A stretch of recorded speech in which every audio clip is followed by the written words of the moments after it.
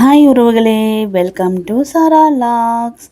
எல்லோரும் எப்படி இருக்கீங்க? நல்லா இருப்பீங்க நம்புகிறேன். இன்றைக்கி என்ன வீடியோன்னா, இன்றைக்கி மதியம் லஞ்ச் செய்கிற வீடியோ தாங்க. இன்றைக்கி என்ன லஞ்ச் பிளான் பண்ணியிருக்கேன்னா, மிளகாக்கிள்ளி சாம்பாரும் எக் ஃப்ரையும் தான். லஞ்ச் குக் பண்ணுறதுக்கு அதுக்கு முன்னாடி நான் இன்னும் சாப்பிடல. மார்னிங் பிரேக்ஃபாஸ்ட் அதெல்லாம் சாப்பிட்டு நம்ம குக் பண்ணுற வீடியோ பார்ப்போமா? நீங்கள் எல்லாம் சாப்பிட்டீங்களா? இன்றைக்கி மார்னிங் பிரேக்ஃபாஸ்ட் வந்து சேமியா உப்புமா தான். பைஸியாக வேணும்னு கேட்டாங்க. எங்கள் சின்ன குட்டிக்கு வந்து இன்றைக்கி தான் ஸ்கூல், அவங்களுக்கு இன்றைக்கி தான் லாஸ்ட் டே. அதனால் அவங்க நான் கேட்டதுக்கு அக்கா போல் தங்கச்சி போகிறாங்க. அவங்க எனக்கு உப்புமா மட்டும் செய்யுங்கம்மா, சேமியா உப்புமா, அதுவும் பைஸியாக வேணும்னு கேட்டிருந்தாங்க. சட்னி செய்யட்டுமா கேட்டால் வேண்டாம் சொல்லிட்டாங்க. சரி, அப்படியே உப்புமா செஞ்சு அவங்கள ரெடி பண்ணி ஸ்கூலுக்கு அனுப்பிச்சாச்சு. சரி, நாமளும் சாப்பிட்டு குக் பண்ண ஆரம்பிப்போம் அப்படி சொல்லிட்டு நானும் சாப்பிட்டு அதுக்கப்புறம் குக் பண்ண ஆரம்பிப்பேன். இப்போ இன்னும் 2 பேர் சாப்பிட்ல எங்கள் வீட்டில், அவங்க தூங்கிட்டு இருக்காங்க. சரி, அதனால் அந்த சேமியா உப்புமாவை எடுத்து ஒரு பவுலில் ட்ரான்ஸ்ஃபர் பண்ணி எடுத்து வச்சிடலாம் சொல்லிட்டு எடுத்து வச்சாச்சு. இப்போது நம்ம மிளகாய் சாம்பாருக்கு எப்படி செய்யுதுன்னு பார்ப்போம். அதுக்கு நான் 1 கப் பருப்பு எடுத்துருக்கேன். குக்கரில் போட்டு நல்லா 1க்கு 3 வாட்டி நல்லா கழுவி எடுத்துக்கிட்டேன். எடுத்துக்கிட்டு அதுக்கு தேவையான காய்கறி, வெங்காயம், தக்காளி, அதுக்கப்புறம் கறிவேப்பிலை, கொத்தமல்லி அதெல்லாம் ஃப்ரிட்ஜில் இருந்து எடுத்துகிட்டு வந்துட்டேன். இந்த சாம்பாருக்கு காய்கறிலாம் தேவையே இல்லைங்க. வெறும் சாம்பார் வச்சா சூப்பராக இருக்கும். அதுக்கப்புறம் நம்ம வெங்காயம், தக்காளியெல்லாம் கட் பண்ணோம் ஆரம்பிச்சுட்டு, நான் இதுக்கு ரொம்ப பெருசால ஒரே ஒரு வெங்காயம், பருப்பு 2 வெங்காயம் 2 தக்காளி, அவ்வளோதான். பருப்பில் போகிறதுக்கும் தாளிப்புக்கும் தான் தேவைப்படும், அவ்வளோதான். அதுக்கப்புறம் தக்காளியும் கட் பண்ணி எடுத்து வச்சு, இப்போது பருப்பு வாஷ் பண்ணி எடுத்துட்டேன்னா, இப்போ திரும்பவும் தண்ணி ஊற்றிட்டு அதில் 4 பல் பூண்டு போட்டுக்கோங்க. போட்டுட்டு 3 பச்சை மிளகா செம்ம காரமாக இருக்குது, குட்டி குட்டியாக தான். அதனால் 3 ஆட் பண்ணிக்கிட்டேன். உங்கள் காரத்துக்கு ஏற்ற மாதிரி நீங்கள் ஆட் பண்ணிக்கோங்க. அதுக்கப்புறம் கட் பண்ணி வச்ச வெங்காயம், நான் மீடியம் சைஸ் வெங்காயம், தக்காளி தாங்க போட்டிருக்கேன் பருப்புக்கு. அதுக்கப்புறம் மஞ்சள்தூள் போட்டு இப்போது லிட்டு போட்டு க்ளோஸ் பண்ணிடுங்க. இப்போது ஸ்டவ் ஆன் பண்ணி குக்கரை வைங்க, அடுப்பில் வச்சுட்டு விசில் போட்டு விட்டுருங்க. நான் என் பருப்பு ஊற வைக்கல, நான் ஒரு 5 விசில் வச்சு எடுத்துக்கலாம் சொல்லிட்டு அப்படியே விட்டுட்டேன். இப்போ இன்னொரு பக்கம் வந்து ஸ்டவ் ஆன் பண்ணி சாப்பாட்டுக்கு உலையும் வச்சாச்சு. அரிசி தண்ணி ஊற்றி வச்சாச்சு. சாப்பாடு உள்ள வந்து சிம்மில் தான் வைப்பேன், அதனால் அரிசி ஊறிடும், அது வந்துடும் அரிசி போட்டால் சீக்கிரமாக. அதுக்கப்புறம் முட்டை, எக் ஃப்ரை தான் பண்ண போகிறேன் தொட்டுக்க. அதனால் முட்டை ஒரு 5 முட்டை எடுத்து இன்னொரு பேனில் வச்சு தண்ணி ஊற்றி கொஞ்சமாக உப்பு ஆட் பண்ணி கொதிக்கட்டும்னு சொல்லிட்டு விட்டேன். குக்கரில் விசிலும் வர ஆரம்பிச்சிச்சுங்க. நல்லா ஒரு 5 விசில் வச்சு ஸ்டவ் ஆஃப் பண்ணி எடுத்துக்கிட்டேன். இப்போது சாம்பாருக்கு கொஞ்சமாக புளி மட்டும் ஊற வச்சுக்கலாம்.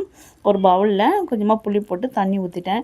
அது ஒரு பக்கம் ஊறட்டும். இப்போ தாளிப்புக்கு, சாம்பார் தாளிப்புக்கு வந்து பூண்டு இல்லை, அதனால் பூண்டு தோல்லாம் நீக்கிட்டு இடித்து எடுத்து வச்சுக்கலாம் அப்படி சொல்லிட்டு இடித்து அது ஒரு பிளேட்டில் மாற்றி வச்சுக்கிட்டேன். இப்போது அரிசி சாப்பாடு உலையும் கொதிக்க ஆரம்பிச்சிச்சு. அதனால் அரிசியை களைஞ்சி எடுத்துன்னு வந்து சாப்பாடு உலையில் போட ஆரம்பிச்சாச்சு. போட்டு அதுவும் சிம்மில் வச்சுட்டு அப்படியே ஒரு மிக்ஸ் பண்ணிவிட்டு தட்டு போட க்ளோஸ் பண்ணி சிம்மில் வச்சா அது பக்கம் ஒரு பக்கம் வெந்துடுங்க சாப்பாடு. அதுக்கப்புறம் இப்போ பருப்பு நல்லா 5 விசில் வச்சேன். இந்த விஸ்கு வச்சு தான் நான் பருப்பு கடைய ஆரம்பிச்சிருக்கேன் கொஞ்சம் காலமாக. மற்ற யூஸ் பண்ணுறதே இல்லை, ஏன்னா இது குட்டி குக்கராக இருக்கா. ஒரு 5 விசில் வச்சா நல்லா மசிஞ்சிடுது பருப்பு. சரி, அதனால் உப்பு ஆட் பண்ணிவிட்டு பருப்பில் அந்த விஸ்கு வச்சு அப்படியே ஒரு மிக்ஸ் கொடுத்துட்டு நம்ம தேவையான அளவுக்கு நம்ம தண்ணி ஊற்றிக்கலாம். உங்கள் விருப்பம் தாங்க தண்ணி ஊற்றுது. ஒருத்தர் சாம்பார், இந்த மிளகாக்கிள்ளி சாம்பார் தண்ணியாக ரசம் மாதிரி தான் சாப்பிடுவாங்க, சூப்பராக இருக்கும். அதுவும் அது மாதிரி கூட நம்ம யூஸ் பண்ணிக்கலாம், நம்ம விருப்பம் தான் தண்ணி சேர்க்குறது. இப்போது தண்ணியை ஆட் பண்ணிட்டேன். இப்போ நம்ம ஊற வச்சோம்ல புளி, அதையும் நல்லா கையில் கரைச்சிட்டு கையிலே ஃபில்ட்ரு பண்ணிக்கிட்டேன். போட்டுட்டு அதுக்கப்புறம் இதில் வந்து உங்கள் விருப்பம் சாம்பார் மசாலா போடுறதுந்தான் போட்டுக்கோங்க, மசாலா தூள். இல்லை ரெட் சில்லியில் வெறும் ரெட் சில்லி பவுடர் அது கூட போட்டுக்கலாம். நான் சாம்பார் தூள் தான் போட்டிருக்கேன். போட்டு ஒரு மிக்ஸ் கொடுத்துக்கோங்க. அதுக்கப்புறம் இன்னொரு பக்கம் ஸ்டவ் ஆன் பண்ணி பேன் வச்சுட்டு ஆயில் ஊற்றிட்டு கொஞ்சமாக கடுகு, சீரகம், வரமிளகாய் 2 கட் பண்ணி போட்டிருக்கேன். நம்ம கட் பண்ணி வச்ச வெங்காயம் அதையும் போட்டு கறிவேப்பிலை போட்டு நல்லா பூண்டு இடித்த பூண்டை போட்டுங்க. நல்லா கொஞ்சம் வதக்குங்க. லைட்டாக வதங்குச்சுன்னா அந்த டைமில் வந்து தக்காளி ஆட் பண்ணிக்கோங்க. தக்காளி ஆட் பண்ணிட்டு அதையும் நல்லா வதக்குங்க. இந்த வெங்காயமும் தக்காளியும் நல்லா குழஞ்ச மாதிரி வேகணும். நல்லா வதக்கிட்டு அந்த ஸ்டேஜில் வந்து நீங்கள் குழஞ்ச மாதிரி வேக ஸ்டேஜில் வந்து இப்போ நம்ம கடைஞ்சி வச்சோம்னா பருப்பு சாம்பார் அதை எடுத்து ஊற்றிக்கோங்க. ஊற்றிட்டு அந்த குக்கரை நல்லா தண்ணி ஊற்றிக்கோங்க. சாம்பார் ஒரு பக்கம் கொதிக்கிட்டோம். முட்டையும் நல்லா வெந்துடுச்சுங்க. சாப்பாடும் கொதிக்குது.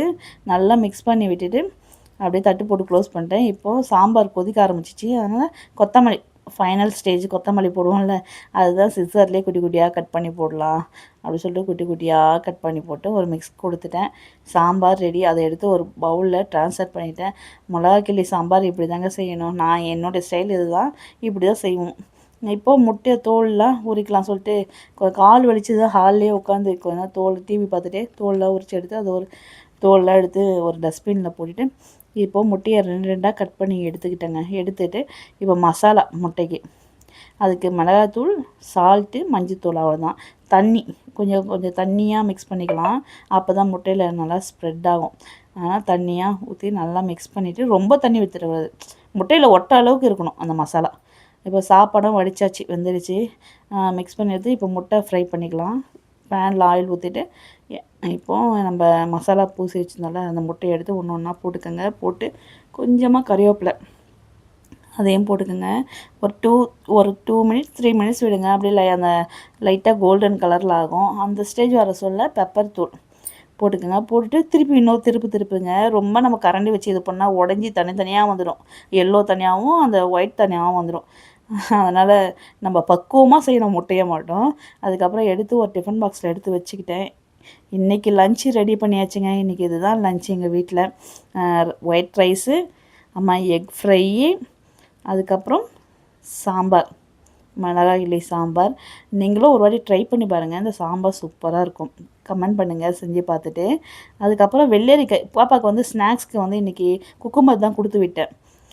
அதனால் சரி நம்மளுக்கு சாப்பிட்றதுக்கு ஒன்று கட் பண்ணி வச்சுக்க சொல்லிட்டு கட் பண்ணி வச்சாச்சு. வாங்க சாப்பிட்லாம்.